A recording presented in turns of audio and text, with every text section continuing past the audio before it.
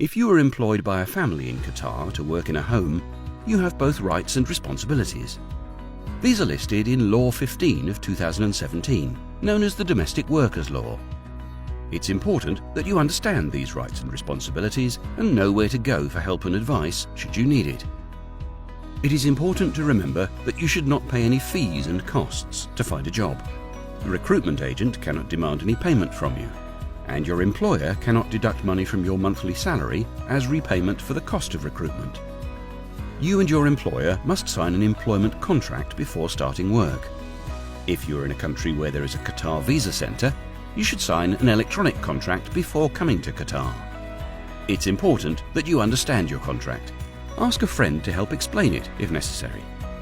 You must receive a copy of your signed employment contract. Make sure to keep it safe. Take a photograph or give a copy to a friend so it can't get lost. You have the right to keep your own passport. Your employer may need your passport when you start work to issue or renew your Qatar ID card, but they must return it once any paperwork has been completed. In the home, your employer must provide you with a suitable room and food. You cannot be charged for this or have money deducted from your salary to pay for it. Your contract should state your monthly salary. You have the right to be paid the amount stated in your contract every month, or by the third day of the following month at the latest. You should not work more than 10 hours a day. But remember that this does not include breaks for worship, rest, or to eat. You have the right to a paid full day off once a week. On your day off, it is your right to total rest from work unless you have agreed to work on that day. At the start of your contract, talk with your employer if you want to spend your day off outside the house. If you feel sick, tell your employer straight away. They are responsible to provide and pay for any medical care you may need. Your employer should also obtain a health card for you at no cost to yourself. Every year, you're entitled to 3 weeks of paid leave. Discuss with your employer when and where you want to take the leave. If you don't use all your annual leave, you can carry it forward to the following year.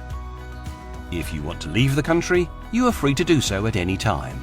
However, you should inform your employer about your plans at least 72 hours in advance. You can do this verbally or in writing. At the end of your contract, you also have the right to end-of-service benefits if you've worked more than 1 full year. This is calculated as 3 weeks' pay for each year of service. It's important to remember that you have the right to terminate your contract. You can do this if your employer does not honour the contract or the law, if your employer or recruitment agent misleads you about the terms of your contract, if your employer or any member of their family hurts you physically, or if the workplace is dangerous and threatens your life or health. But don't forget that the employer can also terminate your employment if you do not carry out your work as agreed in the contract, or if you violate the law. If you need help or more information, contact the Ministry of Administrative Development, Labour and Social Affairs at 16008. Remember, you have rights, and we are here to help you.